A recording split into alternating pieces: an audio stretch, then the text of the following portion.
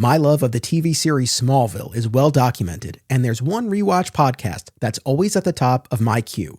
Zach Moore's Always Hold On to Smallville, which continues with more great Smallville and Superman talk now that their series rewatch has concluded. Listen wherever you get podcasts.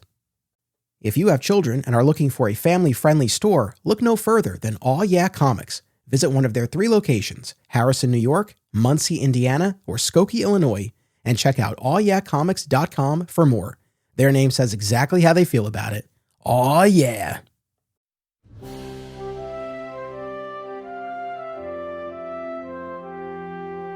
In the 1950s, George Reeves embodied the Man of Steel in Superman's first television adaptation, from its gritty black and white beginnings to the kid-friendly color years. To this day, an entire generation reveres George as their Superman, while for others, the show remains an overlooked, underrated chapter in the character's history. On this podcast, we bring everyone together as we break down each episode of Adventures of Superman, examining it within the context of the series itself, as well as the larger Superman mythology.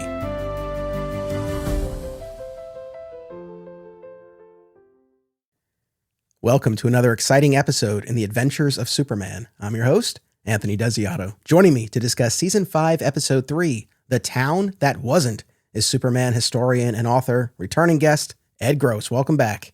Thank you. I'm looking forward to it. I grew up with George Reeves, so I'm very excited about this.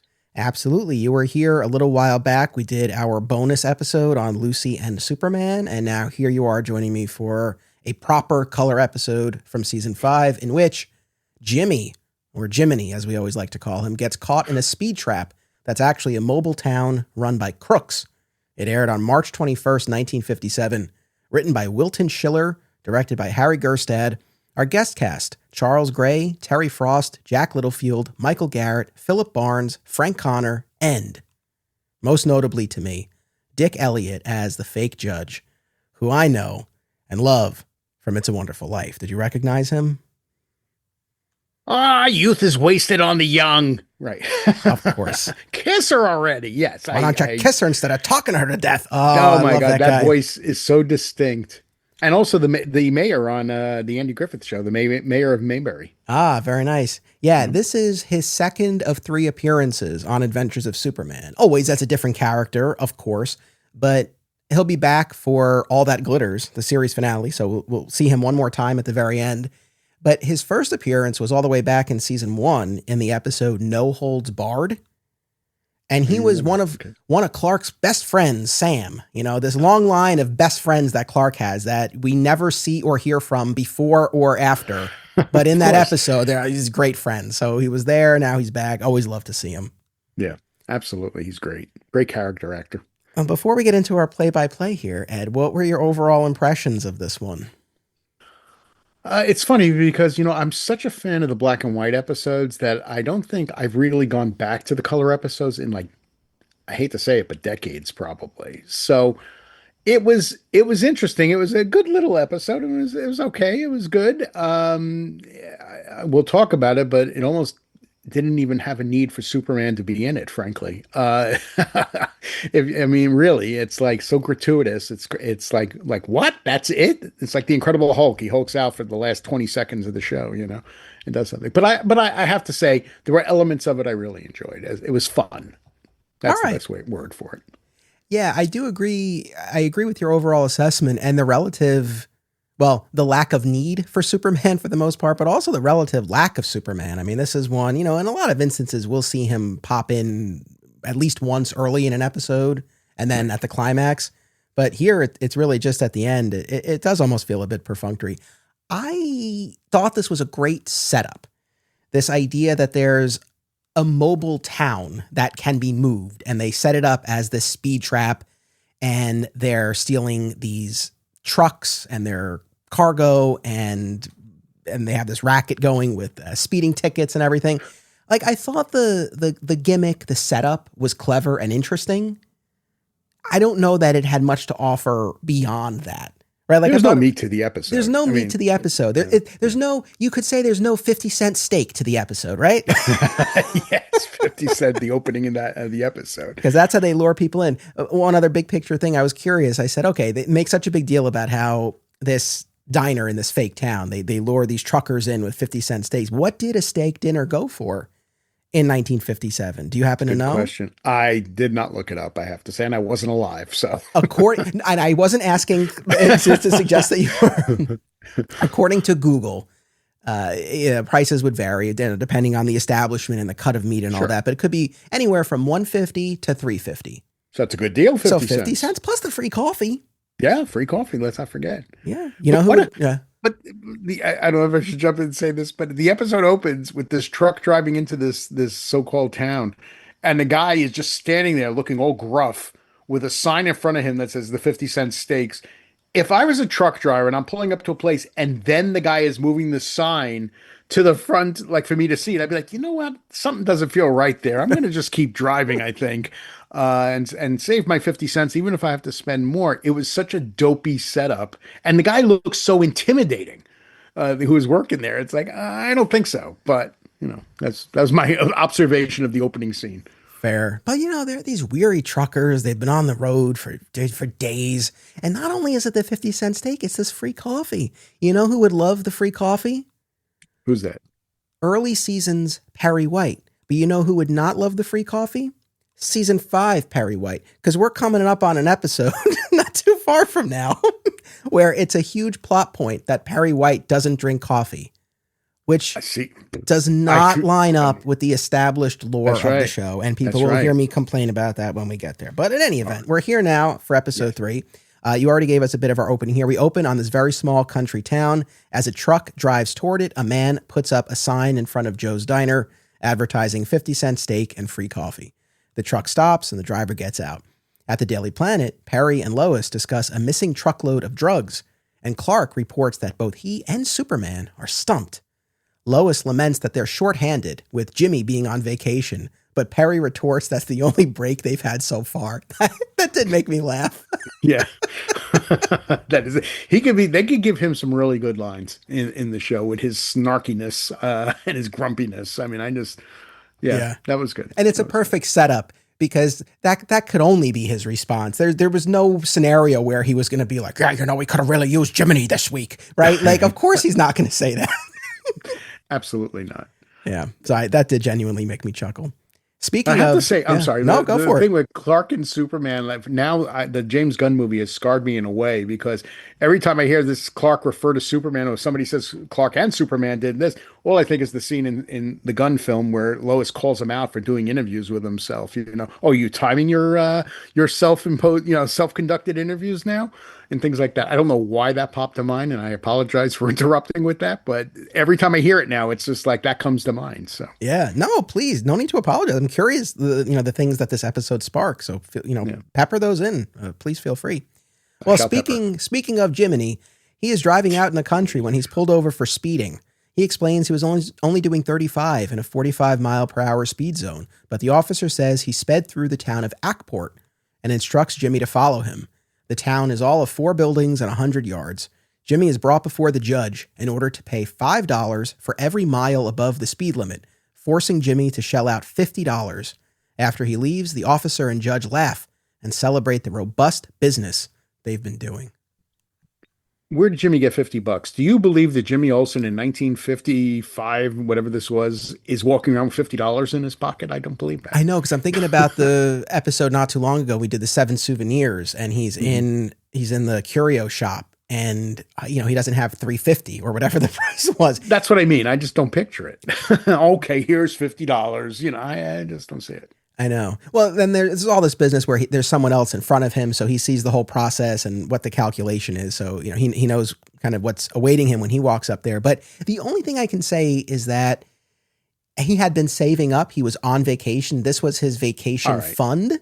Fair. Because then he ends up going back to the planet and he's like, I'm out of money. But I agree with you. That still feels like a lot of money for him to have. Although we'll see in a moment here, Perry does give him a bit of an advance now that his funds are depleted. Maybe maybe Perry had helped him out. Not All sure. right. Well, I doubt it, but okay, we can go with that. He I did have a great line too. Then he goes, "I'm not an accountant, but I know my fives," and he yeah. starts peeling out the money. I thought that was a really good line. Yeah. Ah, poor Jimmy. Yeah, 50. I mean, $50, no small. I know. If a 50-cent steak is that big of a That's what deal. I'm saying. Yeah, That feels like $50, like $500 or something back then. I don't know. I know. Jimmy returns early back to the planet with his vacation funds depleted and wants to do a story on the speed trap. Perry chastises him. You don't use this newspaper to work off your private grudges, and orders him to work the missing truck story with Clark instead. I like that. I like this bit. It was refreshing. This bit of journalistic integrity, right? This notion of, Yeah. you might have had this negative experience, right? You're not gonna use this paper to work off your private grievances. I like that. I mean, of course, there is I there is like more to the story. yeah, I like treating the Daily Planet though as what it is supposed to be, this respected paper. I mean, you get even in Superman the movie, right? Jackie Cooper, you totally believe is all about journalistic integrity with his with what he does. Anyway, Yeah. As Jimmy displays his empty pockets, Perry hands over a cash advance and says he better let Kent drive. Clark thinks this is hilarious. There are these moments, and I I don't know where the line is between the script saying Clark lets out a hearty laugh versus the director saying, all right, George, really, really bellow here. We really want to hear this laughter. Or George just kind of having a party. But there are moments, and this is a perfect example, where something's really not that funny, but Clark thinks it's the funniest thing. and the laugh feels real. It doesn't feel like in that scene where he's laughing as they're walking out of the office. It felt like it really touched a funny bone with him, and he just lets out this laugh. I thought that was great because it wasn't one of those things where an actor's going, like funny. Right. You know what I mean? It was like he convinced me he thought it was funny. I mean, Yeah. No, yeah, absolutely. It made me second guess myself. Like, maybe that was kind of funny. maybe that was funny, and I'm just not Better let getting it. Kent drive. You got a speeding ticket. Better let Kent. That's great. I don't know. I don't know. 50s Meanwhile, humor. back in Ackport, another trucker is taken in by the allure of cheap steak and free coffee and is arrested under the false pretense of faulty brakes on his truck. So this is now, and I really truncated it, but we get a bit of this extended sequence where you see this trucker going through the process. We cut down to the cell area that they've set up, their makeshift jail, and we see another trucker in there. So you get the sense, okay, this is their routine. This is what they do. The guy comes in, they get cited for some faulty vehicle problem that the police have made up, and then they throw them in jail and take whatever they're carrying in their truck. Again, I think a solid setup here as far as what they're doing. Yeah, it's a good setup for sure. I mean, I would love to know because it's clever, but it's involved. I mean, to have created this town on A wheels. moving town, right? And stealing all this stuff. And what are you doing with that stuff? And what are you doing with the trucks? I mean, there's a lot of questions here that aren't answered, I'm telling you. And also, not for anything, it's not like they're just pretending that they're steak and coffee. They're actually serving up what look to be some pretty hearty, delicious looking steaks. Yeah. So they They have even to reference it. Just be quiet and wait for your steak dinner. Yeah, and one of the truckers says, he's like, how do you afford to sell them so cheap? And Joe is like, oh, my brother owns a butcher shop, something like that. But I mean, is that actually the case? What are they? I mean, I would love to know more about the mechanics of this. Where are they getting the meat from? It's a four-building town. I mean, where's this meat coming from on a regular basis? Yeah. Back at the planet, Lois convinces the chief to let her check every diner and gas station along the highway and is immediately arrested at Joe's diner by the phony Ackport cops. Because what else would we expect? It's a very short episode, so go ahead. You have to have it happen quickly. Yes, we're just rocking along here. Clark eavesdrops as Perry fills Bill in about Lois being MIA. This was interesting to me because Clark is outside Perry's office and he's listening in as Perry and Henderson are having this discussion. And Perry explicitly says, like, he doesn't want Clark to know because I know Clark will go after Lois. Right. Right. I don't mean to belabor this point, but it's like yet another instance of, yes, there are times where people will make these cracks about Clark or call him a coward. I mean, mostly it's coming from Lois, but yet another example when there's trouble. It's like, what's Perry afraid of? He's not afraid that Clark's going to be too scared to do. He's afraid Clark's going to go running off, guns blazing. Right. Absolutely. And I wish in that scene, though, instead of we saw Clark right outside the door with the door ajar slightly, listening to them, and then he says, and he says, "Oh, you're eavesdropping, Ken." I much rather would have had him walk coming down the hall and he pauses for a second and his super hearing picks up this conversation. That would have been a lot of fun and taken, 10 seconds to do. Yes, I agree with that. Whether you're an independent filmmaker or you just love movies, don't miss these New Jersey film festivals. Brightside Tavern in Jersey City, Hang On to Your Shorts in Asbury Park, and Round Reel in Bloomfield. Submission information for filmmakers can be found at filmfreeway.com. Fat Moose Comics, established in 1982, is New Jersey's best and oldest comic book store. Moose has that rare old-school comic shop feel and camaraderie, yet also remains a welcoming space for new fans. Visit them in Whippany or reach out via the Fat Moose Comics Facebook page. Single Bound is a new podcast hosted by married couple Amy and Logan as they review single issues of comics. And if the title makes you think of Superman, you're not alone, as the Man of Steel is a regular topic of discussion. Listen and subscribe to Single Bound on Spotify and YouTube. Ever wonder what would happen if a person who knew barely anything about comics decided to absorb hundreds of Superman stories? Robbo is that kind of person, and that's exactly what he's doing on a new show called This Podcast Will Never Die. Listen and subscribe today. Clark, Bill, and Jimmy hit the road. Jimmy takes them to the location he's convinced used to be Ackport, but all they find is a stump, the same one Jimmy had tripped on earlier, a lot of footprints, and bent nails. Eventually, they are pulled over and brought before the same judge as Jimmy was earlier. Faced with a $150 fine or 90 days in jail, Clark insists on jail, much to the surprise of the judge. I did like that, right? Because this is really gumming up the works here. They've got their racket. People pay And up. he's having a good time doing it. Yeah, yeah. You could tell he's just having fun doing this. One other thing about that too, though, is in that moment where he's saying, "Oh no, I have to do my duty, sir. I owe this. Please take me away," and all that. He really projected that Superman element of the character, like that good-natured kind of, "Oh, well, I broke the law. I must be punished," kind of thing. And of course, he'll uncover what's going on. But I just thought that was a neat little moment, and again, just fun. That's the one word that comes a lot of times in this episode is not so great as the episode is. There's still a lot of fun elements or moments for me, but. Yeah, right on. I also have to say, I like this trio of Clark, Henderson, and Jimmy. You know, that particular configuration. I like that.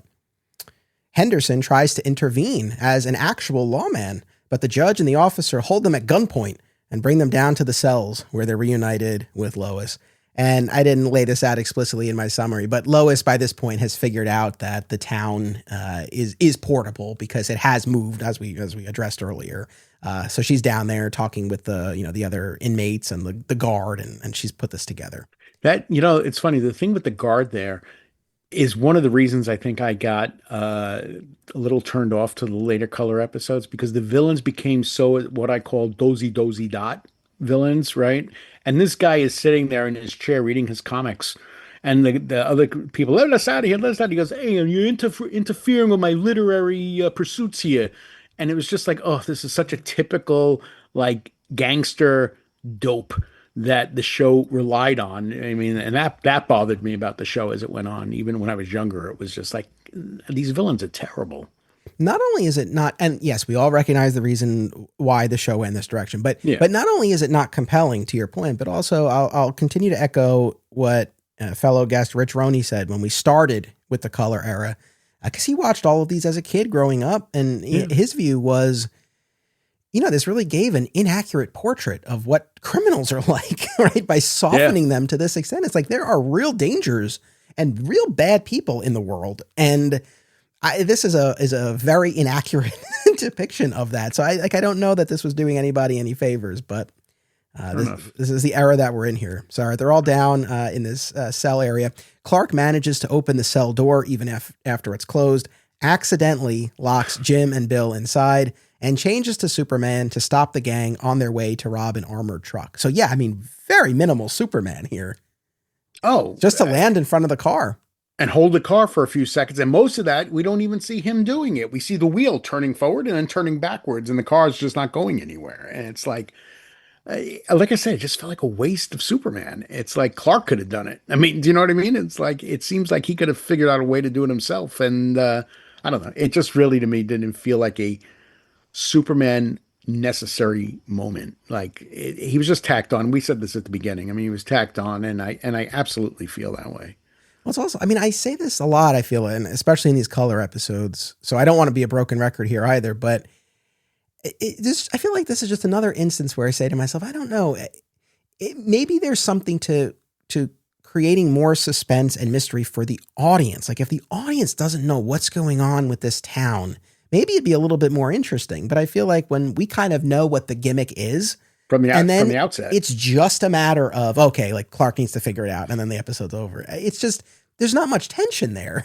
it's not like Columbo where he's trying to solve the murder we've seen and the person who did it and let Columbo come to that conclusion. That's suspenseful and that's intriguing and all that. This is more like, yeah, just like that. It's like, well, we set up what's going here and nobody really cares that much. And by the end, you don't really care that much. It's, what's funny though, as I say this now, and I've said it again, and people will continue to hear me say it in other episodes, but maybe what I just really have to come to terms with is this show, in this era of the show, they were not going for mystery and suspense and tension. Right.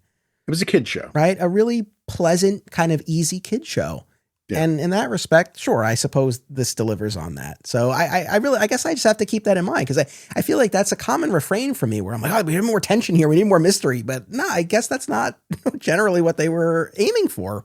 No. And I don't understand the final shot of Superman in this episode when he's flying. The S is backwards. Oh, I didn't even clock that. It's in the version I watched today. The S is backwards. Are you kidding me?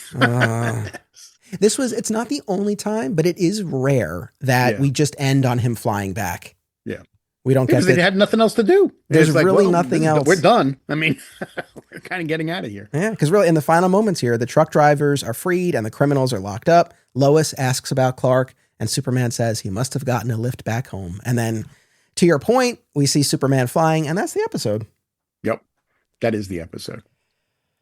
Well, on a scale of 1 to 5, Great Caesar's Ghost. We've retired the Fedora rating system in the color era. We have a new rating scale. We do Great Caesar's Ghost. So on a scale of 1 to 5, how many would you give the town that wasn't? Oh boy. I feel like saying 3, although I think that's being generous, but I'll go with 3 because there are moments in it that I did enjoy. So I'll say 3 because there are some episodes that are a lot worse that would go lower than that. So I mean, I don't know, 1.5. Even that, so I sort of feel like shouldn't have been so generous. Okay. Part of me, I really kind of feel like this was a 1 for me. You know what? Yeah. No, who am I? When I try to appease people, it's a 1 for me. It's a 1. All right. This is a 1. No, I'll go with a 2. I'm changing mine to a 2. Now I don't feel as big because that was initially my feeling. I was like, am I being too rough on this episode? But no, I'm not. Okay. It's a 2. Here's the thing. And I always keep this in mind when, we have guests like yourself who are parachuting in for an episode and you're watching this episode in isolation. You're not watching all of season 5. Right. Or like you watch this and you're like, okay, well, I watched it for 25 minutes and it was fine. And so a 3 probably feels appropriate. And I'm not saying it's inappropriate, but from my point of view, watching all of these where I kind of pitting them up against each other and I, my own sort of internal barometer is pretty set. But I understand why, if you were really just kind of dropping into this, you may be rated a little bit higher. But okay, so you went with a 2, I went with a 1. As always, audience, we welcome you to share your ratings. Anything else about this episode we didn't talk about that you wanted to? Oh, I don't think so. I mean, there's nothing to it. I mean, like the thing that saves it for me, like I said, are those little fun moments. Clark laughing, the way he does with Jimmy, the joke with Jimmy and stuff. And this is why people love George Reeves too, because even the scene with the judge and stuff. Yes, I said before that it felt like he was being Superman in a way, but he's just so damn charming in that scene. It's just you just feel his charisma, and I think that to me was unexpected. I guess because I don't watch enough of the episodes these days to really remember it. So to see that was unexpected. To see how charismatic George Reeves was, and that was kind of neat to see. Absolutely. Be reminded of. Yeah.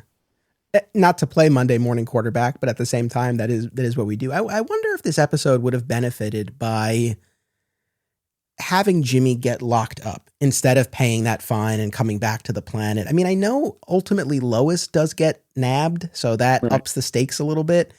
But I don't know. It's like if they had nabbed Jimmy and then you got to see Jimmy in that position of being behind bars and having the back and forth with the guard and maybe talking to the other inmates. I mean, I don't know if that would have maybe made it a little bit more of a personal connection. Because like the whole idea of them going to investigate these missing trucks, I don't know. Right. If Jimmy was missing and that's the reason of the investigation, then maybe that makes more sense. It might. Maybe. I don't know if it would, but it might. Maybe not. But all right. Well, listen, this is a series wrap on Ed Gross. You've joined me for a good handful of these over these seasons, and I'd always appreciate and enjoy our conversations. And of course, we'll continue to have you on Digging for Kryptonite. So great. Not the end of our podcasting, but your last instance of joining us here on the George Reeves Show. So I thank you so much. And what would you like to share with folks about your work? Thank you too, because I always have a great time when I'm here. It's true. Mainly, I'll just stick with my personal blog right now, which is edgrosswriter.com. And I write about classic TV for womensworld.com. So you'd have to do is look classic TV and womensworld.com and you'd find me. And I can't talk about them, but I've got 3 book projects in the works now. So I'm very excited about that. Very excited. Well, we'll keep an eye on all of that. Thank you, Ed. Thank you, audience. Make sure you keep tuning in to all of our season 5 coverage. And as always, remember, only Superman can do super things.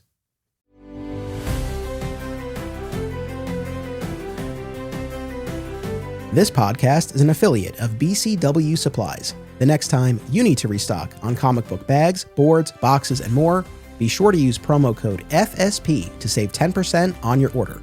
That's FSP for Flat Squirrel Productions. It helps support the show too. Thank you. Another way to support the show and receive exclusive content, including the spin-off podcast Beyond Metropolis, is by becoming a member at patreon.com/Anthony Desiato.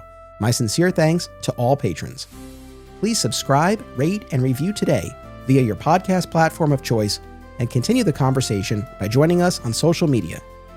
Flat Squirrel Podcasts is also home to Digging for Kryptonite, a Superman fan journey, a long-running weekly series mining Superman's vast mythology across time and media. Subscribe today.